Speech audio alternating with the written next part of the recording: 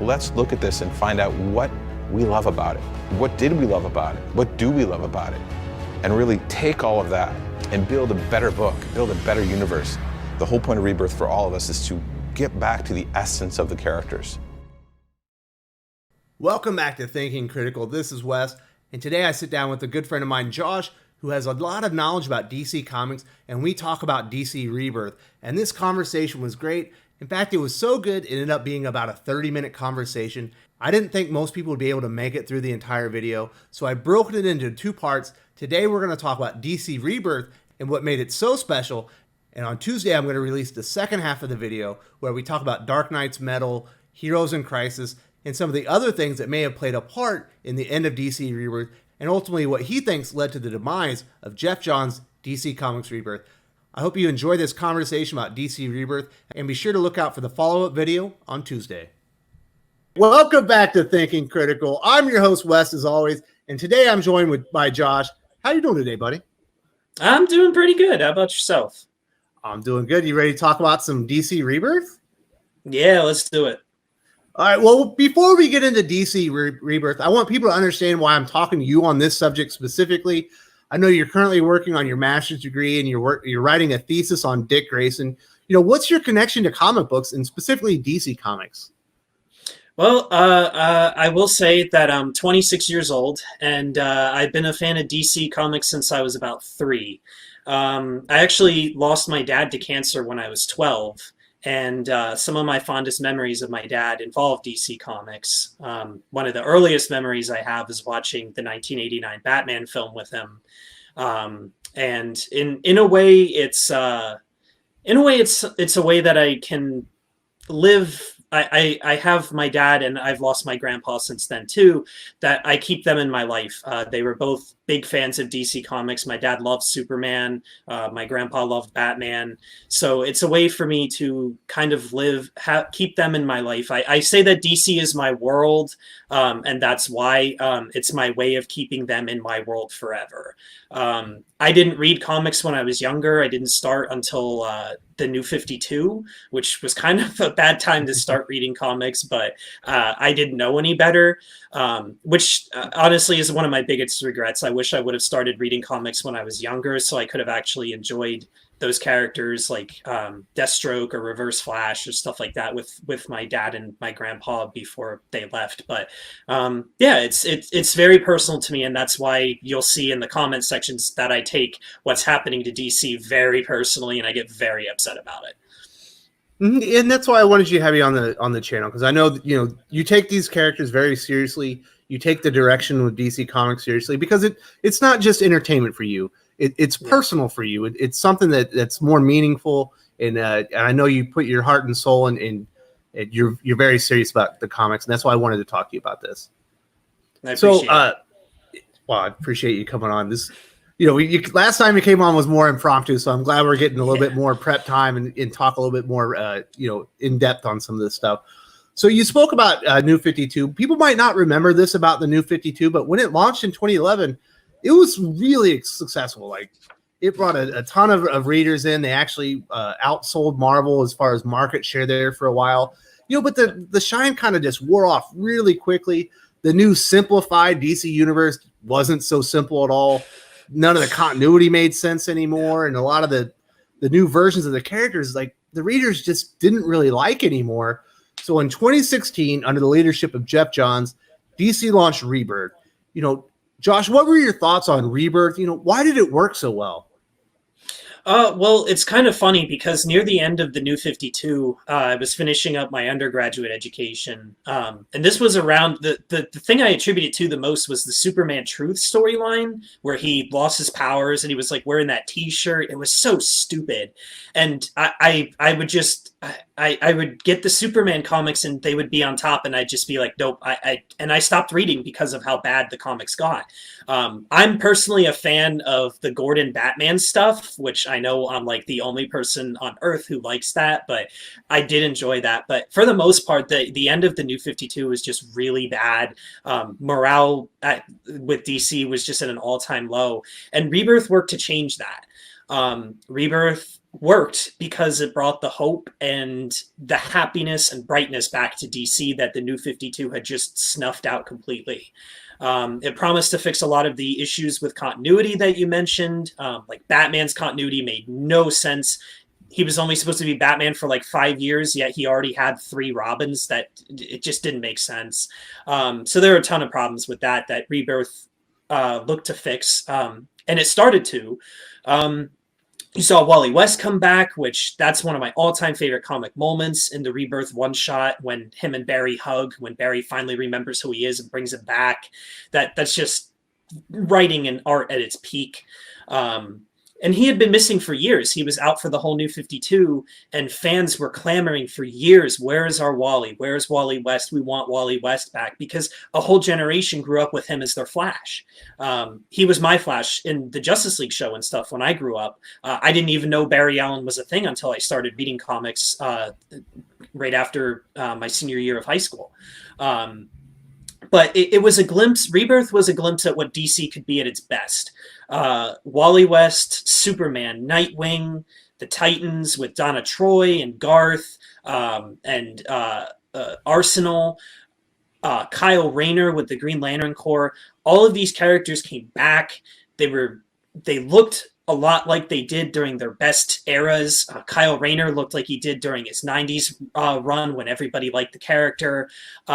They were returned to the way that they should have been and to the way that the fans remembered them being written at their best. Rebirth brought that back. They brought back the love and the passion that comics had in the 90s and the 80s and the early 2000s.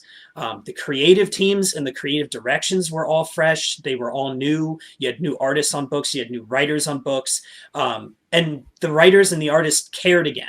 And the fans can tell that. And that was one of the first things I noticed when I came into my comic shop that first Wednesday when Rebirth hit the stands. Just looking at the covers on the wall, you could tell that the books had care in them and they had passion in them again.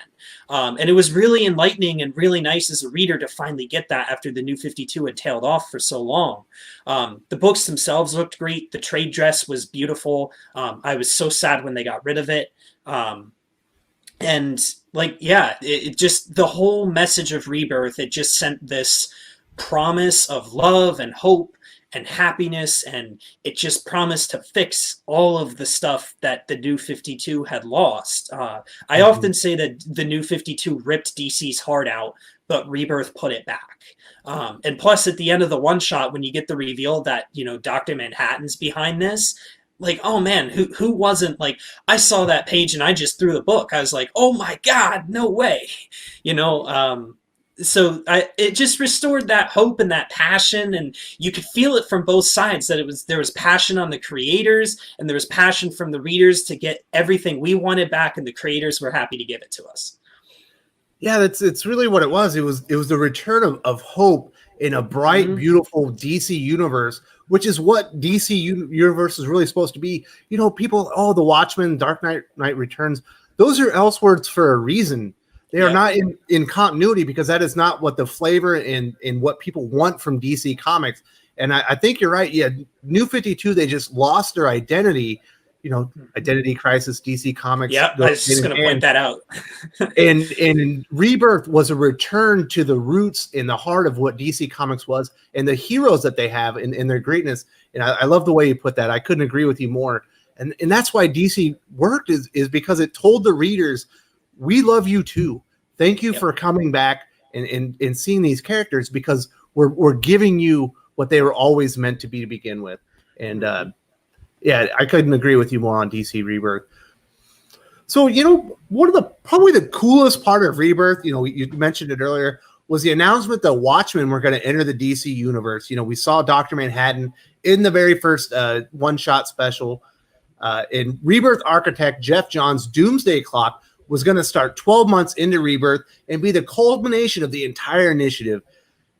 Ever since then, it's been plagued by delays and has all but an afterthought at DC Comics now, despite its enormous popularity.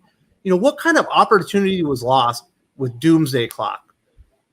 Oh man.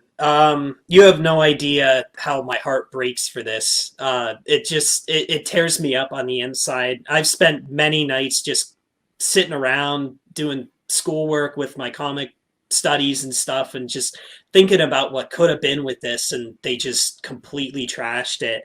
Um, I said on the aficionado stream I was on that Dr. Manhattan was the ultimate MacGuffin for the DC universe. It was the one time in comics history that creators actually had a 100% foolproof MacGuffin. Even Crisis on Infinite Earths in 85 and 1985 and 1986 didn't have this level of freedom to work with building a new multiverse and collapsing timelines and worlds together. Manhattan has the power to restructure and reassemble universes. I mean, he can literally birth universes in his hands. And that was the rumor for a while, that he had created the DC universe himself when he was tired of the Watchmen universe, and left. Manhattan is, in Doomsday Clock, in that scenario, he is literally the comic book embodiment of a comic book creative team. He has that power. He could have cherry picked all of DC's continuities, all of the best moments, pre-Flashpoint, pre-Crisis, post-Crisis, all those pre-post timelines that DC has. He could have cherry picked the best moments of all of them, threw them in a blender, and just got the perfect DC continuity smoothie out of it. It would have been amazing. Fans would have been happy. You could have took the best from all walks of life for DC, and they just decided they didn't want to do it for whatever reason. It boggles my mind. I just can't even process their removal of Doomsday Clock and Dr. Manhattan's abilities from building a continuity. You can see it would have been the perfect way for them to set up a concrete permanent continuity for at least their next decade worth of comic books. They could have sat out and did this ultimate timeline thing that Dan Didio came up with. You did a video on that, at least one video. They could have just done that with Dr. Manhattan, and it would have been perfect. And I mean, if you look at where we are at now with DC and what's going on with the Legion of Superheroes, and I'm pretty sure Scott Snyder is still slated to do a JSA comic at some point. I hope he is. But if you go back and you read issues 6 and 7 of Doomsday Clock, the JSA and the Legion of Superheroes were heavily hinted at coming back in those books, but not in the way we've seen them come back recently. The Legion was hinted at with Saturn Girl, and the JSA was hinted at with them finding Alan Scott's Green Lantern power battery. And it was just enough of a hint that this is coming, but Doomsday Clock was going to be the thing to do it. I was always expecting those things to come at the end of Doomsday Clock in issues 11 and 12, that, hey, the Legion's back, hey, the JSA's back, and then you just hand those off to the writers as Doomsday Clock ends and you transition into post-Rebirth. Obviously, that's not what happened. Rebirth ended way sooner than it was intended to, and now we're seeing the plan was never for Bendis to take over Legion of Superheroes. That was never the plan. The plan was never to age up John Kent and make him the leader of the Legion. That was never the plan. That was never even hinted at in Doomsday Clock. In Doomsday Clock, we saw Saturn Girl, we saw the Flight Ring, and then for JSA, we saw the Green Lantern power battery. You can see how those things got shoehorned into continuity as they are now. The JSA, they basically forced Snyder to shoehorn it into his Justice League run recently with the Doom War or whatever it's called. I haven't been reading as much. Yeah, Justice Doom War or whatever. That's a shoehorn in. That's them saying, oh crap, we forgot we promised this stuff to fans from this event that we're pushing out of continuity. We have to deliver. Like I said, Bendis has ruined Legion. Snyder's being forced to shoehorn the JSA into his Justice League run. Things have changed. Things have changed from issue 6 and 7 of Doomsday Clock. They can't go back and postpone those any longer like they have been with the recent issues. They can't go back and issue rewrites. They can't change things. And I've been saying in your comment section for months now, all along, Doomsday Clock is being intentionally delayed to remove it from continuity. They say out of sight, out of mind, and it's true. They figure if they can push this book so far back, each issue so far back, that the fans just eventually lose touch with the book and they forget about it, even though it does ship usually over 100,000 copies each issue. It's going to remove it from continuity, and they've done it. They have managed to kill all the fans' passions for it. They have managed to push it completely out of continuity. Geoff Johns and Gary Frank are two of the most premier talents in the comic book industry. I'd argue Geoff Johns is one of the best. Is the best writer DC has had in probably 20 years, and those people, those two talents specifically, when they are working together, they are not going to miss deadlines on a book that important, on a book that was introducing the Watchmen to DC's continuity and fixing this 6-year long catastrophe with the New 52 and ending Rebirth. They are not going to miss deadlines with that.